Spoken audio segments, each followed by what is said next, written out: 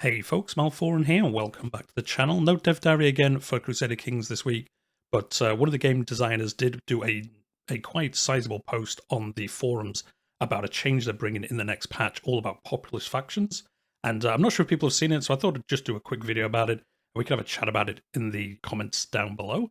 So yeah, this was a post by one of the game designers all about how populist factions aren't fantastic in the game at the moment, and I think people would agree they're kind of boring. They're kind of super easy to deal with.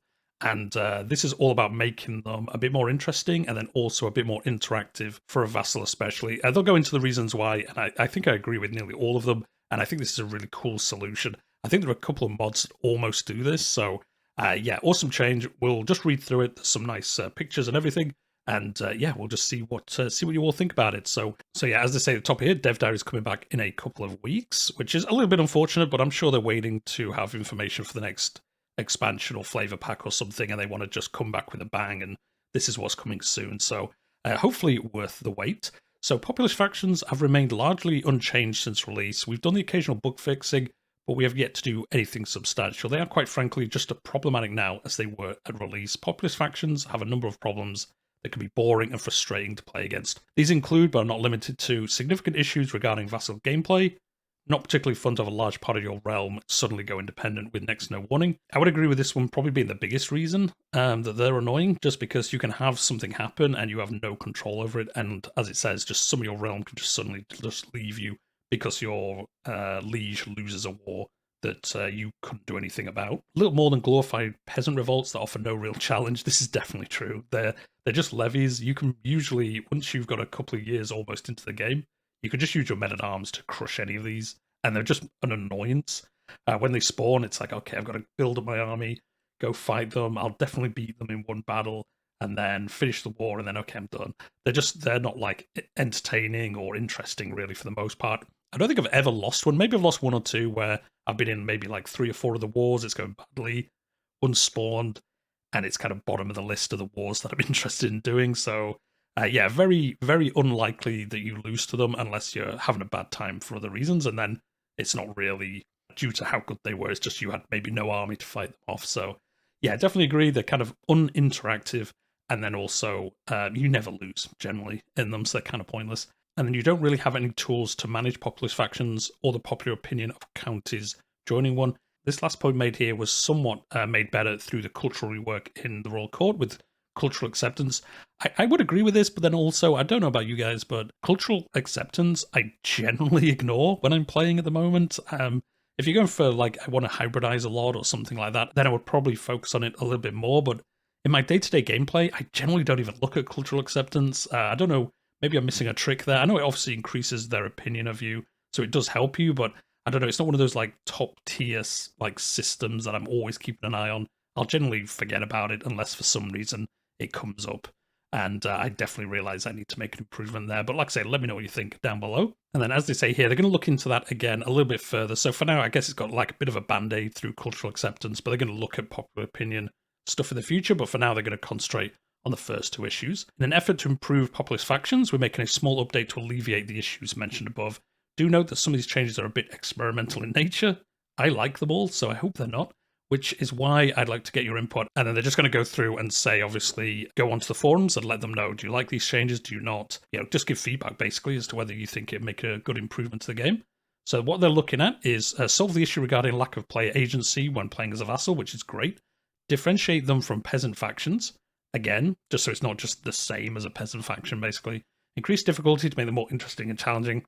Not just have them be levies that you can just auto-fight, basically, and never lose. Let's start with the most outstanding issue, vassal gameplay. The main issue stems from the fact that factions only target the top liege. This prevents you as a vassal to have any influence on the outcome, and you don't receive any real information as to what happens with the faction. Having a liege simply accept a populist faction demand is a large source of frustration, as you can lose large parts of your realm without being able to do anything about it, and not even told why it happened. So that was the one, especially if you're busy and you're not paying attention to your liege's wars. You do get the icon in the bottom right, but you know, if you're busy and you're just not paying attention, maybe they have a war and they lose it, and then some of your land goes, and you're just like, what happened there? And you're trying to dig through menus to to figure out what happened. But so yeah, that would be a great place for them to improve. Simply switching the perspective to a vassal won't cut it. You don't want this reverse situation where the vassal makes the decision without the liege having a say in the matter. Again, yeah, if you're the liege and your vassals could just do crazy stuff and you would just lose land for no reason, we don't want that either. So how do you solve it? I want to keep the functionality of the faction targeting the top liege. A popular uprising should go independent if they are successful, but vassals should be able to get involved. So I figured I'd try find something new here, but stay away from complicated solutions, which is great. We don't need like overcomplication of the system. We just need a nice simple system, but that just works. When a populist faction goes to war, any direct vassal is now invited to participate in the faction war if they want to. There's a screenshot of this later on. The vassal has the option to join to help the liege, join the rebels, or just say, yeah, I'm not interested, and just sit back, and that's basically how it works now. Yes, that means that vassals and liege can now fight side by side against popular revolt. It's limited to direct vassals only, though, in order to keep the amount of vassals at a reasonable level. I think that's fair. If you're a vassal of a vassal, I think it's fair that he gets to make the decision and not you. You know, you're like 2 steps removed from the liege, so I think that's fair compromise there. We do, however, extend the functionality to any player's sub-vassals, so you always have the opinion of joining the war and protecting your lands. Oh, well, never mind then. If you're a player, it doesn't affect you. It's just if you're, your vassals or vassals won't join. So, okay, well, that's even better then. So you'll always get the option, even if you're like a 3rd tier vassal, you'll always get the choice, which is pretty cool. And then obviously a new screenshot with the defenders, the attackers, and then the allies that they've got on each side, whereas usually this would just be them and the attackers and no one else. So, yeah, nice. With vassals being able to join, an AI liege will never accept the faction demand if an affected vassal is a player, which is awesome. That also gets rid of that issue. You will always be able to help them, and then they'll always basically play out unless they lose. I guess once it gets to 100%, they have to accept it, but they're never going to just randomly accept it for no reason. Because if they do, that would just take us back to square one. This guarantees that as a vassal, you can react and help your liege against populist revolt, which includes counties within your own realm. You'll still have the opinion of joining a liege's war, even if you are unaffected. You just won't get a direct invitation to the war. Yes, you get to join anyway. If the faction is against land that you own, then you'll get a pop-up, which is basically going to be here. So yeah, to the cocky high chieftain, we will not stand for your vile oppression of the good Tengris any longer. Our time is now at hand. We will free ourselves from your rule and the tyranny of your liege, Khan Usor. So wait, what if I adopted your ways and helped you? So you can basically join the uprising and say, yeah, let's get out of this realm. Never liked the high chieftain anyway. Then I shall meet you on the field of battle, traitor. You obviously join your liege against the rebels. And then I would rather not get involved. You just say, yeah, cool guy. you do what you want. I'm busy doing something else, so no thanks. Now that vassals are allowed to join, we will give a populist uprising additional military prowess. Otherwise, they would be trivial to fight against, as they are now. The difficulty has been ramped up in multiple ways. The most significant change is that the armies will no longer only be levies. They're basically going to add men-at-arms to these uprisings based on where they're from. So as it goes into, if they spawn in hills, they'll get archers, mountains will give them spearmen, I guess plains, they might get horsemen, and just to kind of give them a little bit of power. I don't think they're going to get out of hand. That will be one thing they'll have to obviously keep an eye on. We don't want these factions just always winning. You know, some nice balance. We all know Paradox definitely balance new features straight away. So yeah, this will be one thing where if you're playing, make sure you give feedback to Paradox and say like, hey, they're too powerful.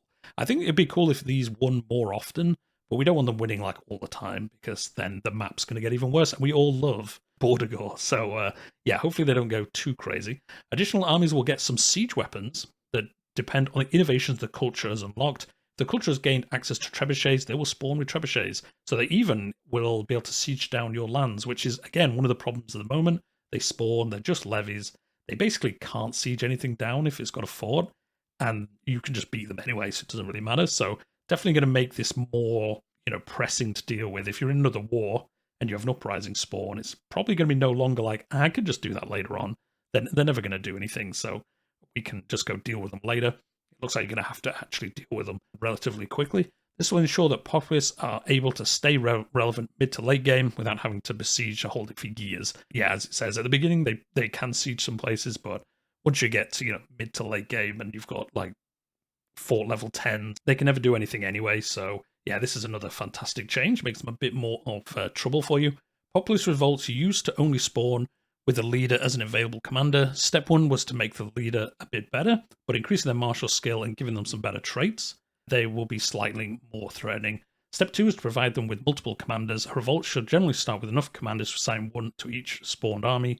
These commanders tend to be fairly skilled as well, significantly increasing their advantage in battles. Again, another fantastic change. I think we've all done it. We've had a revolt spawn. You basically look for the army that's got the leader in it, and you just go and attack that one. And the other ones, again, they're just levies. They have no commander. You can just beat them with like 10% of the troops sometimes, especially late game. And yeah, another fantastic change. Giving them commanders, a little bit more trouble for you, but nothing too crazy, I would hope. And yeah, again, kind of showing off how that is going to work. Some commander advantage 39. Okay, they're pretty good, actually. So yeah, maybe they will give you some trouble. That sums it up, at least the major changes. I hope the Populist Factions will be significantly more interesting than before. Let us know what you think. So yeah, like I say, just a quick video on this, because I thought this was a fantastic change. I didn't really see it discussed anywhere. Kind of snuck in under the radar whilst people are waiting for dev diaries. So, but overall, I think it looks fantastic. It's definitely going to make these kind of uprisings a little bit more to deal with. And then also, if they're obviously affecting you, you get a bit more agency on whether you want to help or not. And, you know, if you lose land now, you've at least had a chance to prevent that from happening. So, yeah, as I said, let me know in the comments down below what you think. Is it good, bad? Which bits do you like? Which bits don't you like? And then, as I said, if you are interested, make sure you're on the forums and talk about it. And then obviously we can get it in the best state as possible, hopefully, for when it does come out. But yeah, that's going to be it for today's video. Hopefully the dev diaries do come back sooner than later, as it says, a couple of weeks. But, you know, I think we just all want to know what the next flavor pack is. So yeah, hopefully soon. But yeah, that's going to be it for today. Hit like if you've enjoyed the video. If you're new here and this is your first video, I cover Crusader King dev diaries, do some narrative campaigns, and then I play other grand strategy and simulation games. So if that's your kind of thing, you know what to do. Hit subscribe. But that's going to be it for today. I'll see you in the next one.